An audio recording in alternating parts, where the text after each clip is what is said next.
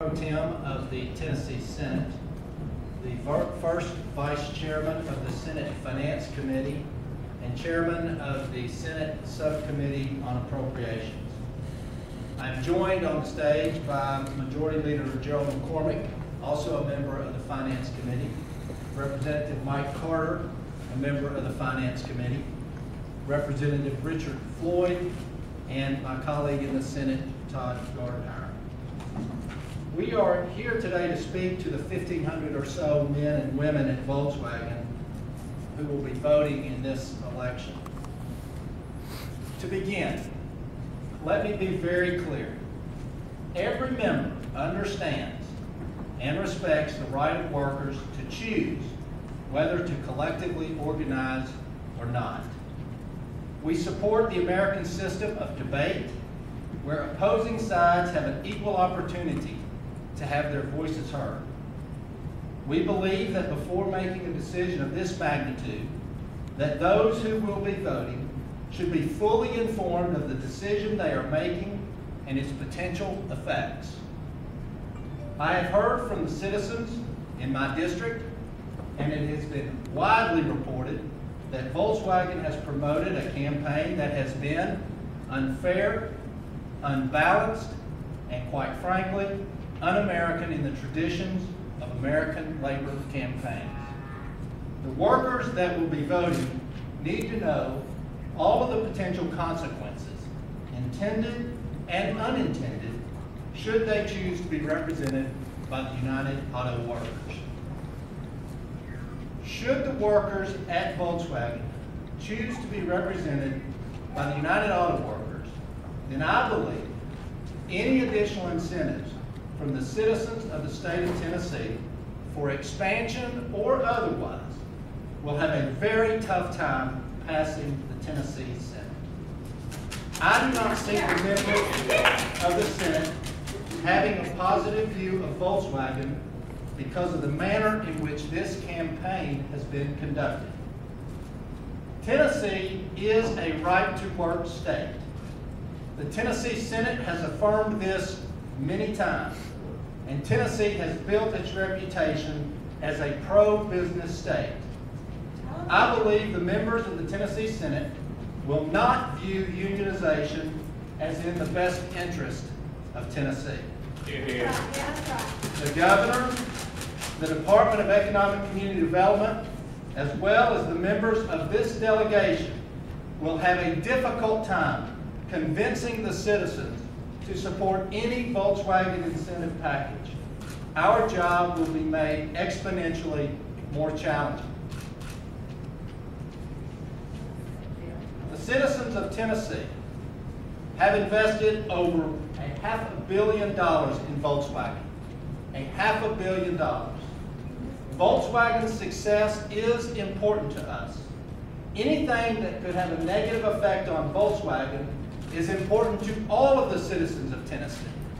And the decisions that Volkswagen makes has an impact on other Tennessee businesses. I encourage the workers at Volkswagen to carefully consider the decision they will make this Wednesday, Thursday, and Friday. I ask that they consider the effects, not just within Volkswagen, but within our community, our state, and our region. It is my hope that after considering all the information, the workers of Volkswagen would vote no to the United Auto Workers, but the decision is theirs. I will yield to the Majority Leader Gerald McCormick.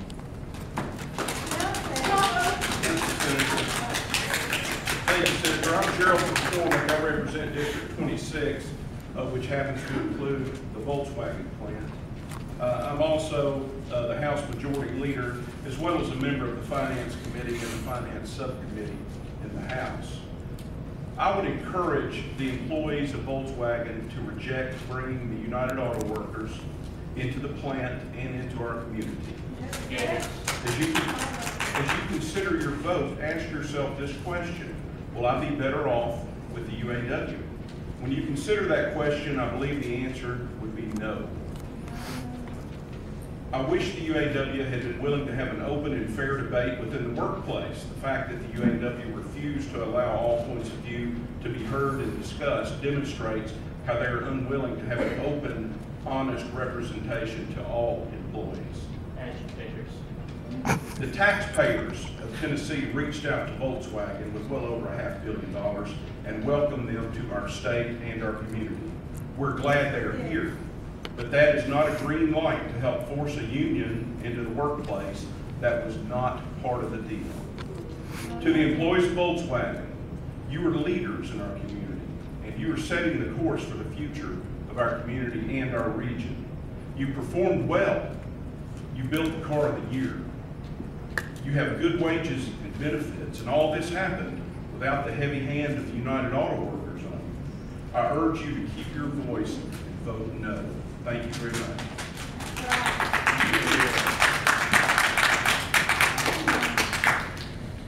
If there are any questions from the media, I think members of the delegation would be happy to respond. Has Governor Haslam sort of signed off on this, of holding any future incentives hostage? In our form of government, the executive branch and the legislative branch are separate and equal bodies.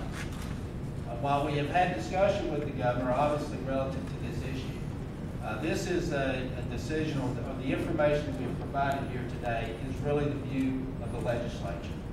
The governor proposes to the legislature, but it is the legislature who appropriates funding for incentives and any other type of program that the executive branch might propose. You mentioned a ripple effect of other businesses in Tennessee. Can you kind of expand on that? What would happen, in your opinion, if UAW did set up shop at VW? I think it has been clear and widely reported that if the United Auto Workers come into Hamilton County, that businesses will view that negatively. My biggest concern is that businesses that are currently looking at Tennessee, particularly southeast Tennessee, may choose to look either elsewhere in Tennessee or actually look at other states which have perhaps a more favorable environment. We all know that businesses look for expansion and relocation, that when they're looking, they consider a number of factors, and we all know that the presence of union activity is one of those factors. I also have concern that companies that are currently in Hamilton County or in the southeast region of the state who are looking at expansion may choose to expand their businesses outside of Hamilton County or outside of the state of Tennessee. And there are a number of businesses in our area who have multi-state locations. You know, economic development is incredibly competitive, and every state and every community looks for the least advantage that they can get, just the smallest advantage that they can gain to attract business. And I think that this decision by Volkswagen, should the union be accepted, will be a disadvantage to our area economically. Hallelujah, profit for the people. Keep that labor cheap. Mike. Yes, sir. I understand what you're saying about suppliers and other businesses. Although the UAW will say they're well established at the General Motors plant in Spring Hill. They don't have any problems getting suppliers to meet their needs. How would you answer that? Well, first I point out that Volkswagen workers make more than the UAW employees at the General Motors plant, which is something our employees here in Chattanooga ought to consider. You know, they struggled with that plant. They shut it down once, and hopefully it's going to come back. I truly hope so for people in Middle Tennessee that work there. But I think there's just no doubt that if you've got a union in the area, it makes it less likely you're going to invest your dollars there.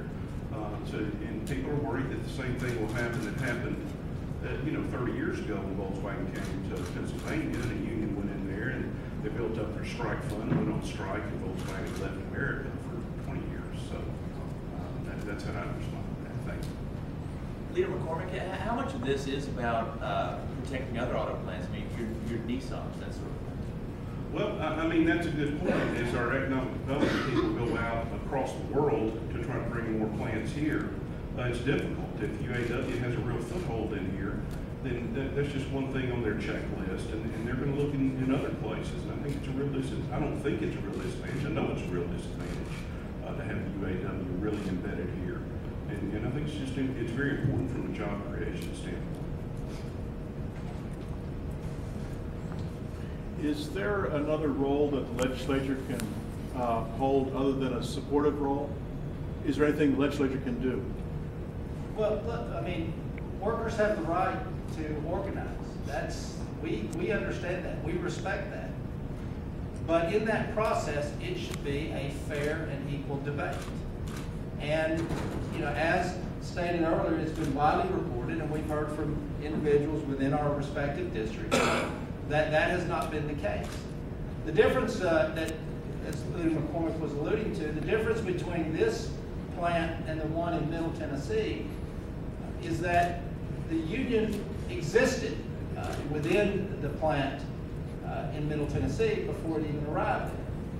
This is an instance where the business has actually gone out and invited the union in, which is unusual in American labor campaigns.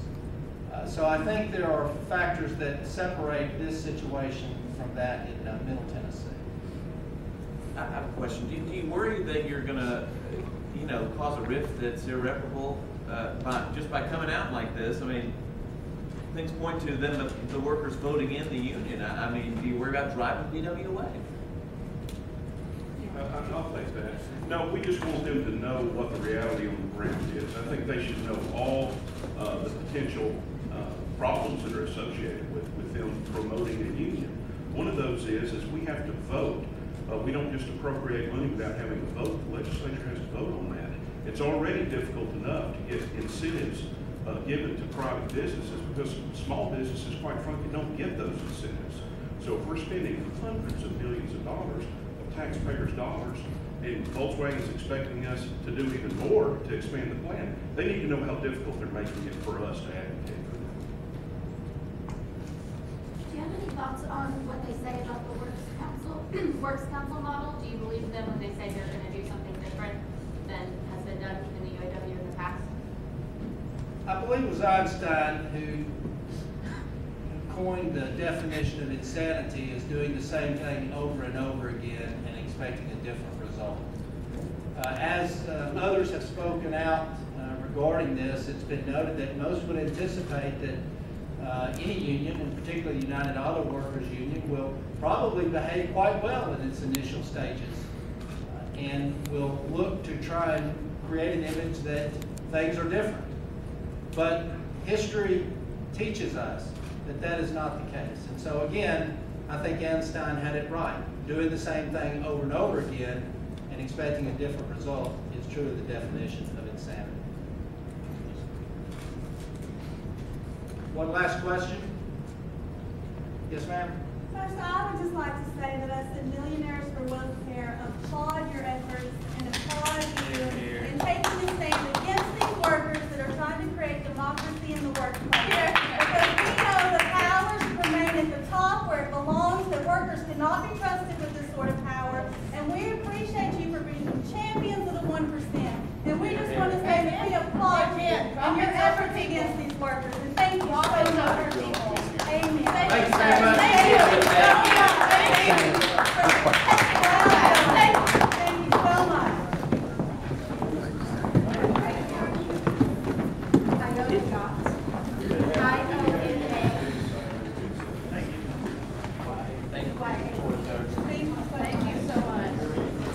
Thank you.